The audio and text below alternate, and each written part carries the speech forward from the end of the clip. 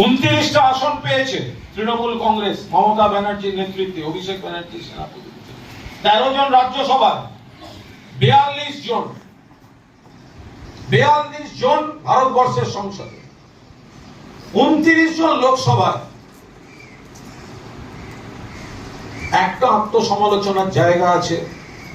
21শে জুলাইয়ের পর আমরা সবাই আলাদা আলাদা আলাদা আলাদা বসে কোথাও একটা সিদ্ধান্তে পৌঁছতে হবে। মাননীয় মুখ্যমন্ত্রী মমতা বন্দ্যোপাধ্যায়ের নেতৃত্বে, অভিষেক বন্দ্যোপাধ্যায়ের সেনাপতিত্বে 29টা কেন্দ্রে সবুজ আবির উড়ল। পূর্ব মেদিনীপুরের তমলুক আর কাঁথি, এটা কিন্তু আমার কাছেও একটা আফসোস।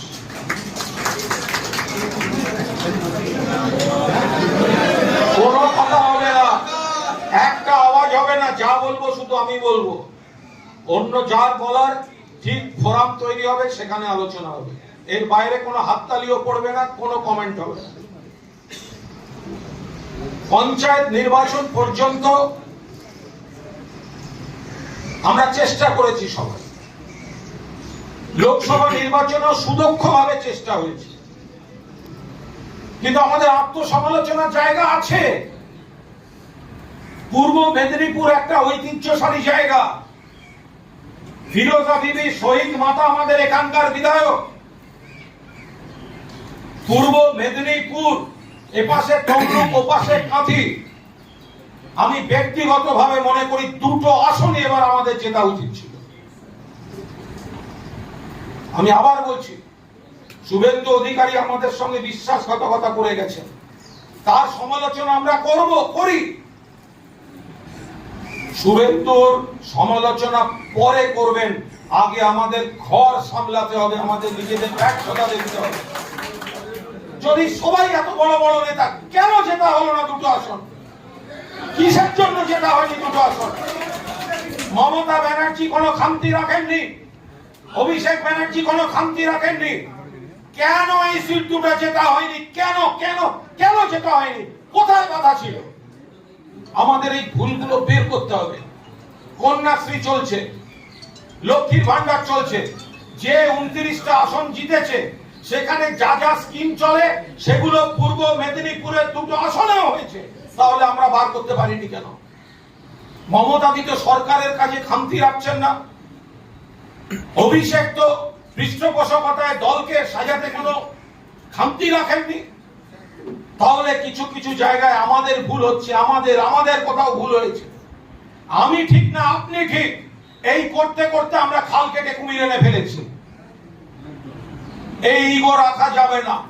21শে জুলাই জনস্রোত করুন কলকাতায়, রাজ্য নেতৃত্ব যথা সময় এই জায়গায় হাত দেবেন, পূর্ব মেদিনীপুরে হাত দেবেন। খোল নলচে বদলে ঘুরে দাঁড়াবার লড়াই শুরু হবে এই পূর্ব মেদিনীপুরের মাটি থেকে। লক্ষ্য 26শে বিধানসভায় আবার সাফল্য নিয়ে আসা। সকলেরই কিছু না কিছু বক্তব্য আছে, আমরা যথাযথ ফোরামে সেগুলো শুনবো। এখন প্রথম কাজ ঘুরে দাঁড়াবার একটা ঐক্যবদ্ধ স্রোত দেখাতে 21শে জুলাই সবাই মিলে ধর্মতলা চলো। এরপরে রাজ্য নেতৃত্ব দেখছেন গোটা বিষয়টা চুলচেরা বিশ্লেষণ হবে। 16টার মধ্যে 15টা বিধানসভা হার আমরা সহ্য করতে পারছি না, এবং এর কৃতিত্ব বিজেপির নয়, এর অপদার্থতা আমাদের নিজেদের, আমাদের ঘরের। এইটা আমাদের সহ্য করতে হবে, সমালোচনা করতে হবে, ঘুরে দাঁড়াতে হবে। যারা যেভাবে ভোট করেছেন কোথাও না কোথাও ত্রুটি ছিল, না হলে এই রেজাল্ট হয় না। যত কারচুপি করে থাকুক, আজকে 29টা সিট জিতেছে, আজকে 4টে বাই ইলেকশন,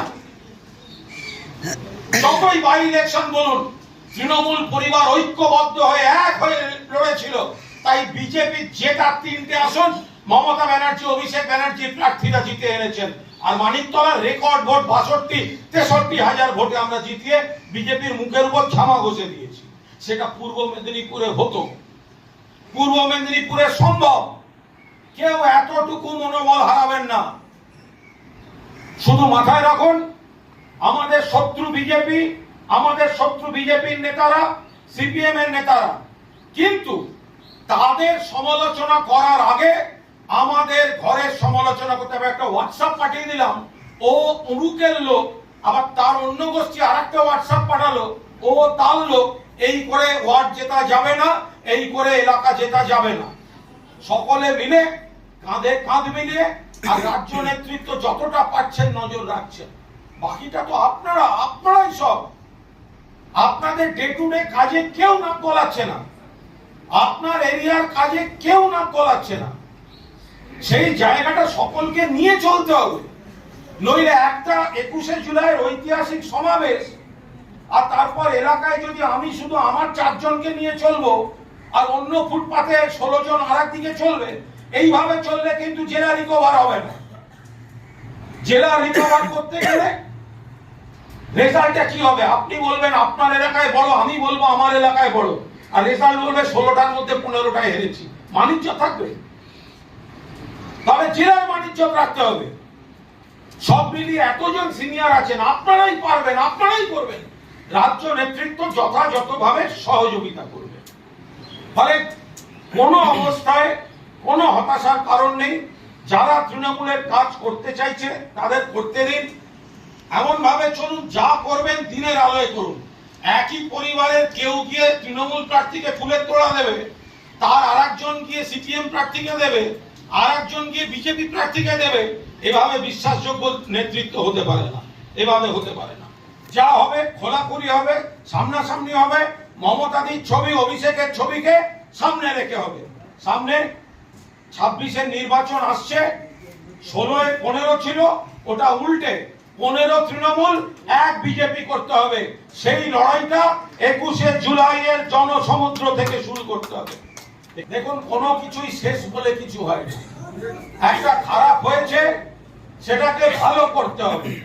ওরা কারচুপি করেছে, কিন্তু আমাদের গলতের, আমাদের ঝগড়ার সুযোগ নিয়ে করেছে, আমাদের অন্তর্ঘাতের সুযোগ নিয়ে করেছে। এই সুযোগটা আর দেয়া যাবে না।